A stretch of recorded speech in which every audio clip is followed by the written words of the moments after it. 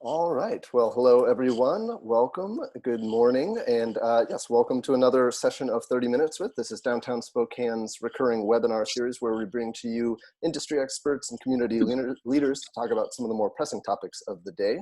So today I have the pleasure of introducing Laura Renz. Laura is the founder and CEO of the Northwest Service Dog Alliance, and she's going to be talking to us today about her organization and educating us a little bit about public accommodation for service dogs and their handlers. So in a moment, I'll pass things over to Laura. If you do have any questions while she is presenting, just feel free to put them into the chat box. And then when she has finished the prepared portion, we can get to those questions, and we can also open it up to a live Q&A where you will have an opportunity to take yourself off of mute and ask Laura any questions you may have. One thing I'll also note is that we do record these sessions, so those will be available to you online. You can access it through our website, downtownspokane.org, where we'll have a link to our YouTube channel, and then I'll also make, Laura has a PowerPoint that we can make available as well. So with that, Laura, I'll go ahead and pass things over to you. Thank you for being here with us today. We're excited to hear everything you have to say. And if you are ready, go ahead and take it away. Hi, thank you for having me. I am Laura Renz. This is my first presentation this way. Everyone I've ever done before has been in person, so this is new for me, all this technology, and limited in-person things. So this is exciting and different. I will give you the 2-minute introduction of who I am. I was a 25-year licensed optician, and I had horses, rode my Harley, and then I was hit on my motorcycle by an inattentive driver, and I broke pretty much everything but my left leg and spent 3 months immobile. And I had surgeries, therapies, repeat for, well, it's still going on, it's been 8.5 years. But the first year was mostly immobilized, and I'll leave all the details out. But I got a little better, more surgeries, a little better, more surgeries. It's left me with a lot of permanent injuries. I look good, but that's great. That's what I like. It's taken a long time to get there. So those injuries robbed me of hand usage, arm usage, a lot of other things. So it took my career. I did go back to work for a short time, but it wasn't successful. So I had to retire. And I had 25 good years, so I'm going to leave the good memories. It robbed me of riding my horses. The last horse died last year, but they had good lives. And so I started using a service dog to get around, and it was very successful. It's a lot of hard work, but it was successful, and it was better than the other options out there for mobility assistance. And after realizing the struggles that other teams had out there and realizing there was no assistance for service dog handlers, I had a lady I met named Pia Hellenberg, who happens to be here today, help me a little bit. She pushed me to go speak to city council. I was petrified, but I did it. And they pushed me at the Valley into the direction of downtown and to form an organization, so I did. And with the help of downtown city council and Mike Fagan, we passed a few ordinances. I formed a nonprofit, and Northwest Service Dog Alliance was born. And I did that on my own with the help of some people. We've been 4 years now, and 2 ordinances were passed in the city of Spokane to help with things that the handlers need and the businesses. So it's a 2-part. The handlers get help, the businesses get help. And if we aren't helped as handlers with the things that we need, the businesses can't be helped. So I actually started out trying to help other handlers, but it goes hand in hand. The businesses need help with dogs that aren't behaving. The handlers also do. So it's been very interesting. And along with the nonprofit I formed, I started working with a group called Access for All, which is for disability, not rights, but to open barriers. And then along with that is the Spokane ACAC, which is Accessibility Community Advisory Committee. Somehow I started also working with Paws on Patrol, and then I just joined up the Committee for the Recovery Cafe. So I'm doing as much as I can in the community because I can't sit still. And the more I do, the better I feel, Then I'm exhausted and I spend 3 or 4 days not doing anything. But it's great. And I'm learning more and more about the community and what we can do. Can't isn't in my vocabulary. You can, and that's what we do. So at Northwest Service Dog Alliance, we have a motto. It's CARES. We consult, we advocate, we reach, we educate, and we support. And that's what we do. So that's what we're trying to do here, is help you as businesses on what you can do, not what you can't. You already know what you can't do. And the optical portion that I spent for 25 years was also retail. And so being in the retail aspect of it, you want to give the best customer service you can while also accommodating and staying within the rules and regulations. We could talk for hours about the service dog laws, but that's going to bore you to death, and that's not what we want to do. The ADA was enacted in 1990 to give service dog handlers equal access. It says you can wear your glasses. I mean, everybody wears glasses. I wear my hearing aids. Nobody tells me to leave my hearing aids at the door. At the same time, I don't have to leave my service dog at the door either. There's a couple places, like if I'm having surgery or if I'm going to go in the back of a restaurant where the sandwich is made. But I can go into a restaurant with my service dog and have a meal, just like I can also go and buy some clothes. I have 2 service dogs laying at my feet right now. You wouldn't know that. So I have rights as a human being, and I also have the right to mitigate my disability as I see fit, as long as I'm not infringing on anybody else's rights. So I walk in somewhere, my dog's behaving, leave me alone. And if my dog isn't wearing a harness, you can ask me, is that a service dog required because of a disability? What work or tasks is my dog trained to do? Yeah, honestly, you guys are all in customer service in the businesses. If the dog's behaving, I would just assume that the person is disabled. Leave them alone. If the dog acts out, then you can have the opportunity to say, I see you have a service dog, or you can ask, is this a service dog required because of a disability? If the person says no, you can ask them to leave. You can, if the dog is acting out, you can ask them to get it under control. Dogs have bad days. My dog threw up at City Hall. I would suggest everybody keeps their little cleanup kit on hand. A wee-wee pad is your best friend. So is a pair of gloves. Even the best trained dog can have an accident. People have accidents. We're not going to go into that. You want to assume that the person is disabled. If you take a picture of me and you pass that around and you ask, does this person look disabled? Everybody's going to say no. What does a disability look like? Do I look like I'm wearing hearing aids? No. Do I look like my knees messed up, my back? No. And that's okay. So if I take my dog's harness off and I walk around town, I look like I'm walking my pet. I need a harness on my dog because it's for mobility. So when I go in somewhere, it's pretty obvious that the dog is for some type of mobility. So people leave me alone. And I don't even have a patch on that says service dog because I don't have a place for it and I don't really feel the need. But a lot of people, you'll see a patch that says service dog. So obviously it's a service dog, so you don't need to ask that question. So you really want to go based on the dog's behavior, and you want to make your customers welcome. So if you feel the need to ask, say something like, your dog is beautiful. What is your dog trained to do for you? That's a question you can ask if you feel the need. But do you want to alienate that customer, or do you want to make a friend? If you want to make a friend, leave them alone. They've probably already been asked and hassled 15 times that day. I know I am. I go to the grocery store. I get 10 or 15 comments and I'm tired and I just want to get out of there. So everybody needs to use their discretion and go based on the dog's behavior. If the dog's behaving, it's probably well trained. It's not up to you to judge whether or not that person has a disability, because there are physical, there are mental, there are so many different disabilities. We're not even going to get into that here. People can have MS. They can have head injuries where different epilepsy. They can have brain issues. You don't know what's going on. So it's not up to you to judge.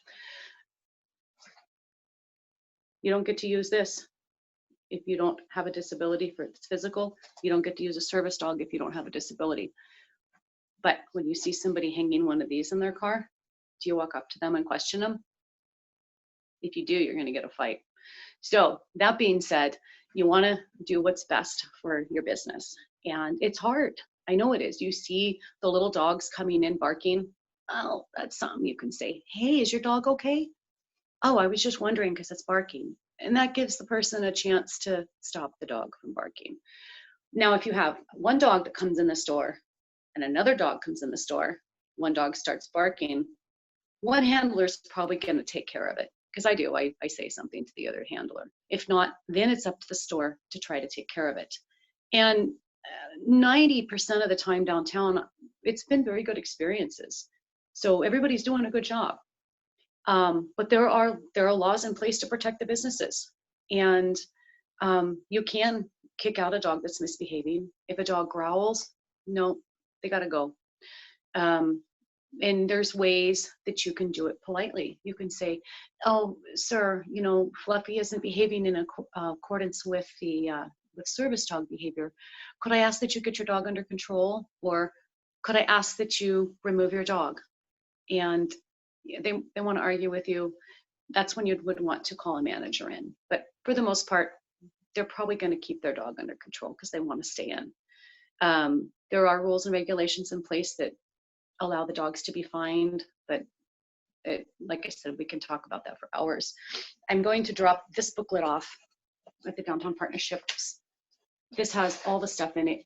It's mine for my organization. You guys can check it out. You can make copies of everything in it. It's all organized and has everything that's Washington State, that's federal, and that's the city of Spokane. And it's organized so you can make copies of it. It's easy to read and navigate. And if you have questions, you can call me and I can do a one-on-one with each business or whatever if you have questions that way, rather than take up this whole time for that. So the library actually had a really nice little flyer that they had put out that just says, here's what's expected of you at our business with a service dog, and here's what's expected from us. We're going to give you this and we expect this from you. And it's in there too. It's just wonderful. I used to grab these all the time and they closed. So Scraps has a really nice brochure that they put out. It tells you what the laws are on all dogs. Dogs have to be kept under control. Doesn't matter if it's a service dog or not. It even says here, dogs can't howl, whine, bark, or make noises that disturb a person or a group of persons. That's all dogs. I mean, I couldn't imagine a service dog doing that, but bites, dogs can't bite you. We know that. But they also have to be leashed. Some service dogs, the leash will interfere with the disability, but the dog still has to be under the control. So the dog, I actually fall into the category of not having to have a leash because of this arm and this hand, but my dog's leashed. I have a way that it works, as I need to hold the harness. So even if my dog is not on a leash, it still has to be at my side. It can't be wandering around. It can't be sniffing things. The service dog's nose has to be minding its manners. It can't sniff people. It can't sniff the floor or merchandise. There are emotional support dogs out there. They aren't supposed to be in public where pets aren't allowed.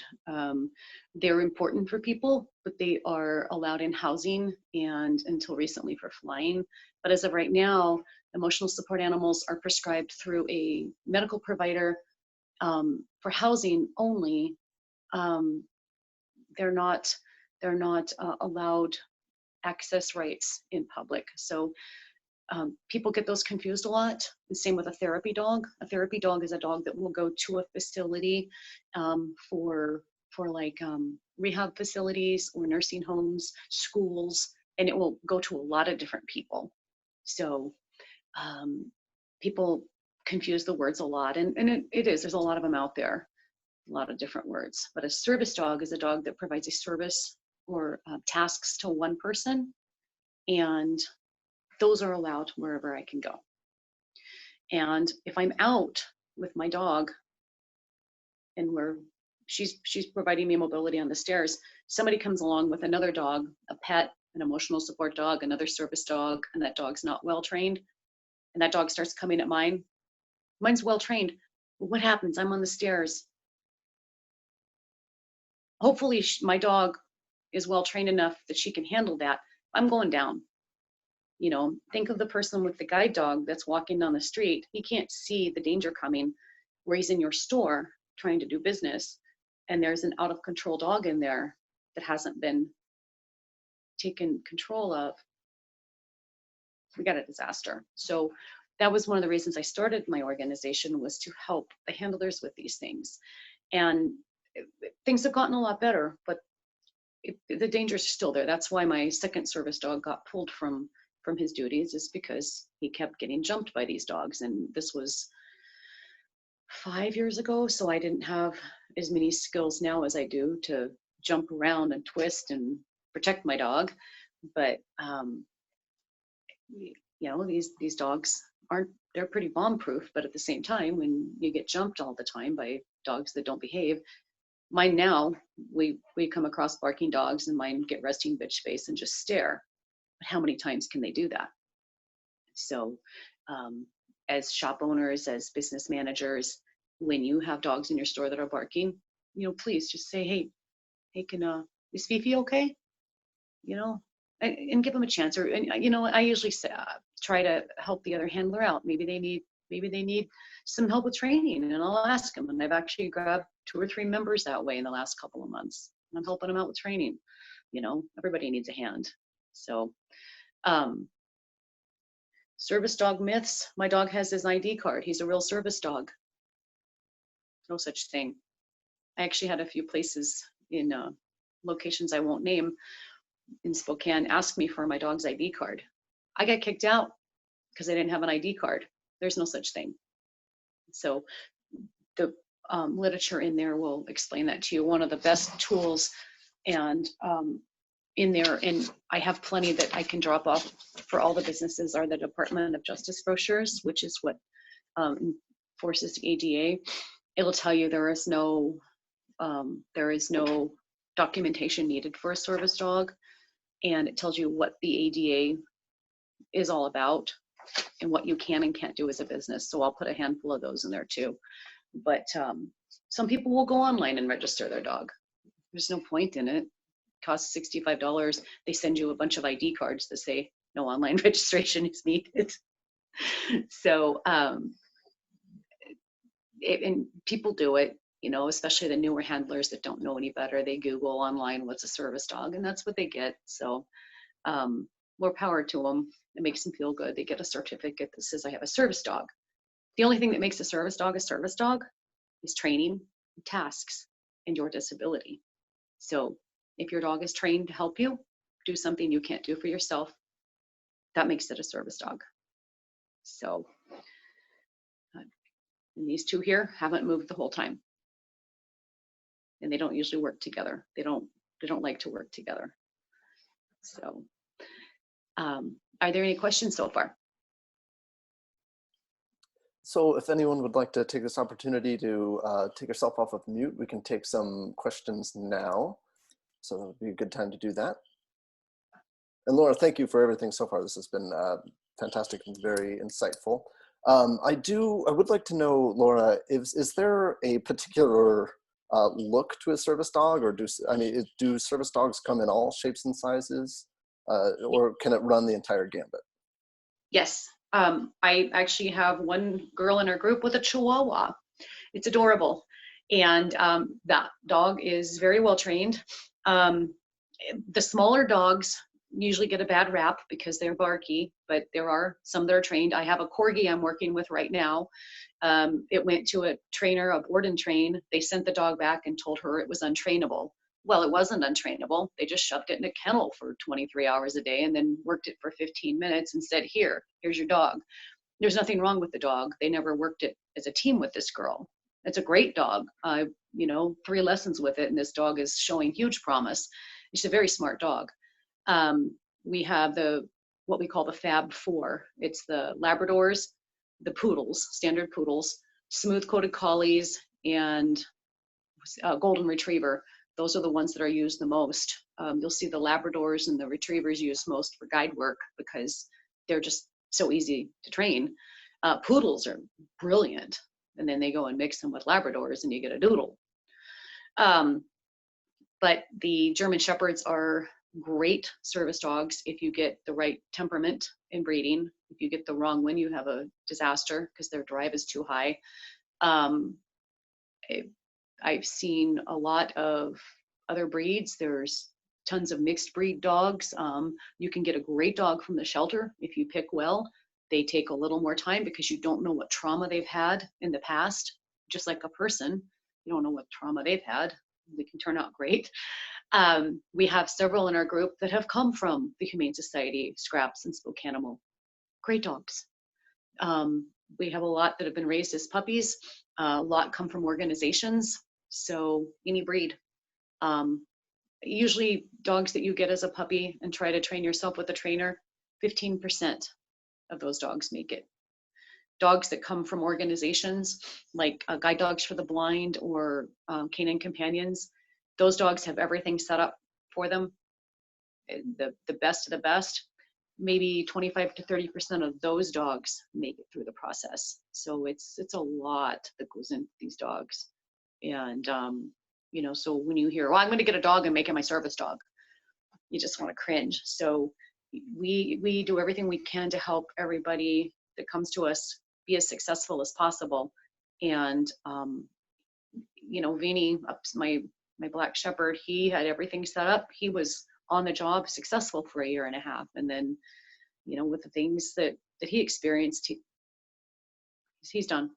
He doesn't want to do this, you know, and I can work him successfully, but then the random bark attacks, I can't do that. You know, it's unprofessional. And if he barks at somebody, that scares them. And, you know, he doesn't mean anything by it. It just sounds like he's singing opera, but it's rude. And a little Chihuahua that barks at somebody is different than a 120-pound German Shepherd that barks randomly. So, and his barks are just random, no rhyme nor reason to when he might want to choose to bark. So he has a better career now and he's happy. And it's a hard decision to pull a dog from service, no matter what stage of the game you're in. So. All right, thank you, Laura. Are there any other questions at this time for Laura? Laura, we do have a comment here that kind of notes that there may be some people out there who might, you know, print false ID tags claiming that their dog's a service animal. I'm just curious to hear from you, in your experience, how common that may be, that people will bring dogs into an establishment claiming that they're service dogs when they're not. So is that a common issue? And then also from a business owner or maybe just a staff standpoint, can you just kind of reiterate how is best to kind of approach that situation if a dog isn't behaving and it's maybe, you know, as you say, it's in no one's place to tell someone else that they're not disabled, but you know, if a dog isn't behaving, how they can approach that situation? So many people really truly believe their dogs are service dogs, and there are a lot of people say, well, this is my dog, it makes me feel better. That's a comfort dog, and it really does make you feel better, and that's great. But a service dog, the actual definition, where did I put the actual definition is any dog that is individually trained to do work or perform tasks for the benefit of an individual with a disability. So the dog has to actually be trained to do something. And a dog that is trained to alert you if you have a diabetic high or low, that dog has been trained to do something. Some dogs actually alert the oncoming seizure. That's a trait that the dog has to do on its own. You can't actually train for that, but it's still something that dog does. That is then shaped into a task. Mobility, I don't just hold on to my dog's handle. The dog had to be trained to feel, to counterbalance. She had to be vet checked. She had to be the right height and weight and size. She has a harness that fits her. I touch that handle and I just barely touch it like this, and she feels, she knows what I need. If I put my hand out right now, she'll come over, she'll turn, she'll put the harness in the right spot, and I grab it. And that's not all they do. They find things on command. They find stairs. They find chairs for me. So a mobility dog, there's a lot that goes into that. So the dog has to be trained to do something. So when somebody says, well, it's my service dog, he makes me feel better and he calms me down. Well, they could calm you down in an anxiety attack if the dog is trained to do something. So you kind of want to give them the benefit of the doubt, because what are you going to say? So you, okay. And that's where you have to go based on the dog's behavior. If the dog's behaving, okay. If the dog's not behaving, you have tools. And one of the best leaflets in my book is called the Washington Human Rights Commission Guide to Service Animals. It goes over and the law against discrimination. So it talks a little bit about the service dogs, how the training has to actually set the dog apart, but it doesn't define training, but it does define behavior. And it also helps you as retailers on what to do when there are issues like that, and how to present it. So, if I'm sorry, sir, but your dog's behavior is not in compliance with, and you can always kind of not really pass the blame, but we do follow the rules. We do have to follow the rules of service dogs. Your dog's behavior isn't in line with.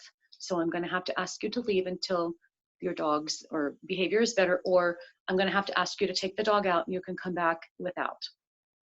And it takes a while to get the practice for that. And hopefully you're never going to have to use those words. But if you do, make sure that you're comfortable with them, because otherwise you'll fall all over it. As handlers, we have to practice when somebody asks us the two questions. Is this a service dog? Yes. What's your dog trained to do? She and it's hard. I mean, I usually just say balance and mobility, but that sounds silly. People want to know, what is your dog trained to do for you? And some businesses ask me that just because they're curious, and some ask because they want to ask. It's their right. And technically, if it's obvious what a dog is doing, you're not supposed to ask. I don't care. I don't mind. If you see a guide dog, don't ask them what the dog's trained to do. Please don't. You see what it's trained to do. And it actually says in here, where it's asking questions. To determine if an animal is a service animal, you can ask two questions. These questions may not be asked if the need for the service animal is obvious. Example, the dog is guiding an individual who is blind or pulling a wheelchair. So, if you can see that the dog is doing something for the person, please don't ask.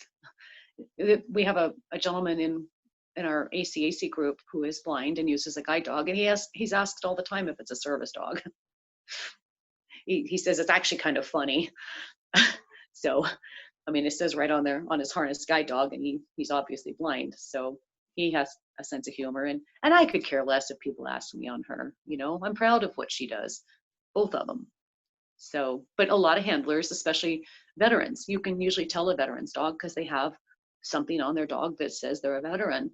And most of those dogs are for war veterans with PTSD. Please be nice to them. They worked hard with their jobs. They worked hard overseas, and most of them have PTSD. Those dogs are trained to help them, and they've had a rough road. And most of those dogs are provided from places like Battle Buddies or Operation Dog Tag, and they'll have some identification on them. You don't need to ask them if those are service dogs. They're labeled, and those dogs are pretty well trained. So, make their lives a little easier.